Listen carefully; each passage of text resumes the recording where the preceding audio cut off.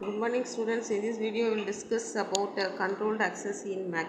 What do you mean by controlled access? That is, the stations can consult with one another whenever they want to send the data. They can't send by themselves like in random access. Random access protocols, no. Whenever the station want to send, they can send. So there's a possible of collisions will occur. But here, whenever they want to send the data, they have to consult with other stations to send, okay, unless it is not authorized by other stations, it can't send the data. First one, reservation. What are the techniques used in controlled access is, first method is reservation, and then second method is pooling, and then third method is token ring. First, here reservation. Here, whenever a station wants to send data in the shared link, it must reserve before going to send. Okay, that is a slot is allotted for every station.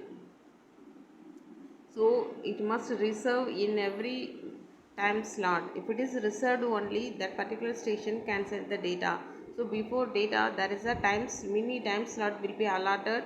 In that, if the digit is specified as 1, then that means that particular station can send the data, else not. For example, consider this picture. Here in the right side, first, how many stations are there, that much mini slots are allocated, and then see in the places 1 4 1 3 and 4, 1 is there, no, that means that stations are reserved to send the data in that shared link. So each mini slot begins to a station. So how many stations are there? That number of mini slots are allocated. So whenever the station want to send a frame, it have to make the reservation first in that mini slot. So the stations which are made that reservations can only send the data frames. Okay. So that picture, 5 stations are there, so 5 mini slots are available. Wherever there is a 1, that means 1 3 and 4 are made the reservation, then that only send the data frames. And then in that second time slot, no, where 1 is available in the first place, that is first station only can send the data, others can't. Okay. And then pooling works with topologies in which here primary secondary concepts are used. Any one of the devices is considered as primary and the remaining devices are considered as secondary. Then this pooling method works under the control of primary station. Whatever the primary commands, according to that, other stations will do the transmission, and all the data exchanges are made through this primary only. Okay. It will decide which secondary station can send the data or not. It controls the link as well as the secondary devices follow the instructions, and then it determines which device or to transmit. So it is an initiator of the session. So we can call primary device as a initiator of the session. It uses pool and select functions to prevent collisions. And main drawback of this pooling is, if that primary station fails, the whole system will goes down. So this what is given in this picture will be explained in the upcoming slides. This in the first picture, left side first picture is a primary want to send the data. What it will do? It will send that SEL frame and get the acknowledgement. If it is okay only, it can send the data. That is, if the receiver is ready, it can send the data, else not. Same like this in the second picture. If the primary decide which secondary has to send, so first it will ask for a pool frame it will send. If it receives NAK, means that has no data to send. Otherwise it can that secondary can send data and it will be transmitted through primary. That's only explained here. Select. It is used whenever the primary device has something to send. When this SEL frame we are using is whenever there is a data primary has data to send, it can first send that SEL frame to the secondary. The primary is neither sending or received data. It knows whether the link is available or not. It knows all the details. So, but what it doesn't know is whether the target device is ready to receive. So, first it will send that SEL frame. And that means regarding that upcoming transmission, it will inform to the secondary and wait for an acknowledgement whether secondary is ready to receive. If it is ready to receive, after receiving the acknowledgement, the primary sends data to that secondary. Here select means whenever the primary device has something to send, first what is happening, it sends an SEL command to the secondary, that is whether it is ready to receive that data. If it is ready, that means if it receives the acknowledgement from the secondary, then primary sends data, and after received, the secondary sends acknowledgement to primary. And then the second picture, pool frame. Then at the same time, primary also must decide which secondary has a chance to send the data. How it is achieved? By using the pool frame. First it will send the pool frame to the secondary. If it is received NAK means nothing to send by that secondary. And see here in that first row, pool frame is sent from primary to secondary. And the secondary send that reply that NAK frame. NAK means what? It has no data to send, nothing to send. That means so it will ask to the next secondary whether it is ready to send any data. So it will send the pool frame. So if it has data, it will send that data, and then primary also give the acknowledgement to the secondary. That only happening in that pool concept. And then what do you mean by token passing? That is, token means what?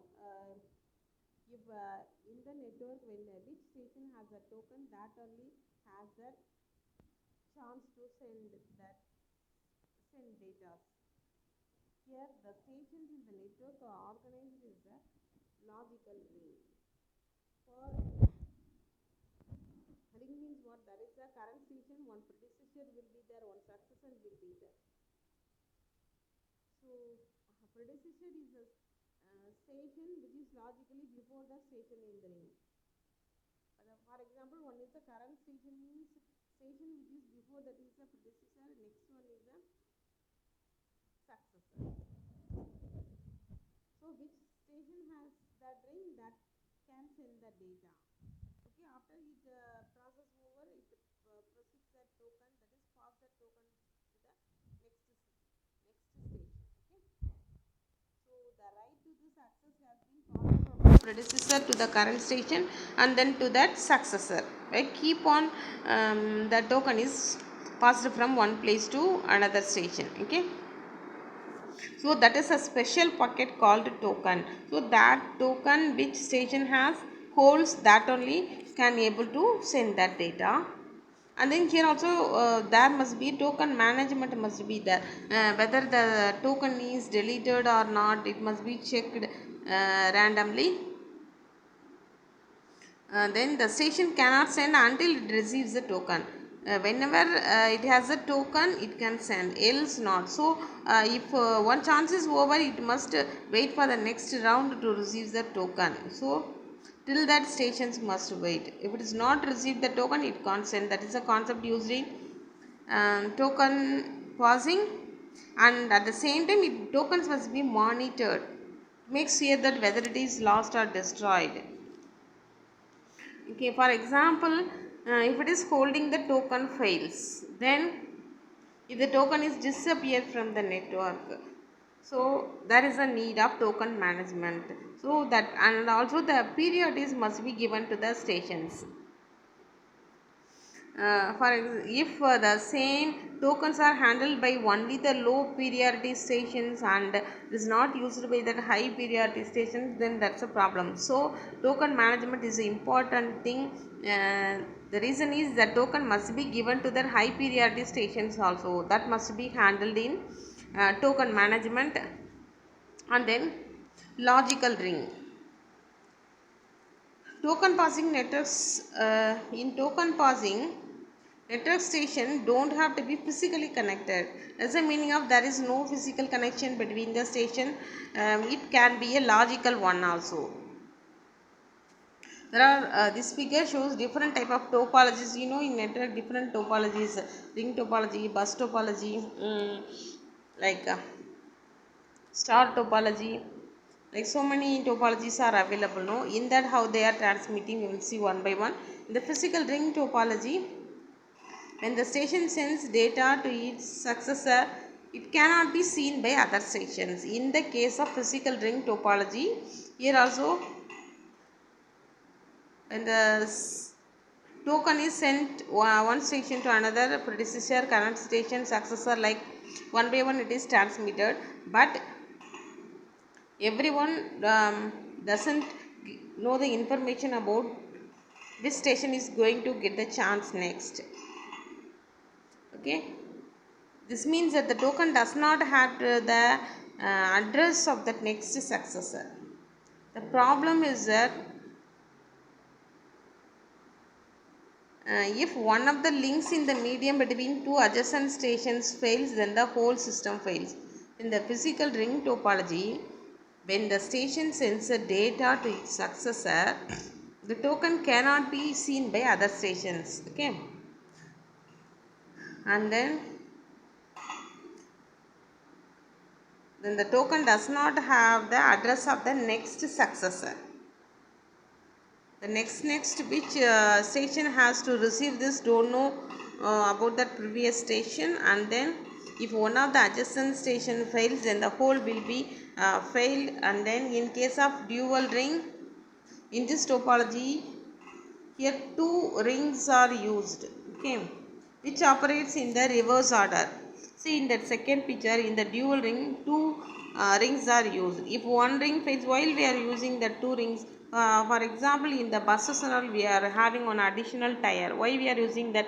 If anything problem with that first tire, then we will use that second tire. No, if that problem solved, then we will use that primary tire. Same like this here, two rings are available. If one ring failed, then next ring will be used in the reverse order.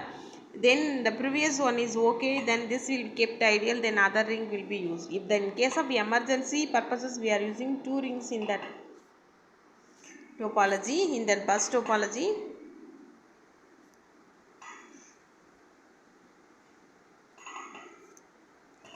So dual ring, it uses a second ring which operates in the reverse direction compared with that main ring. The second ring is used for emergencies only as a spare tire for car.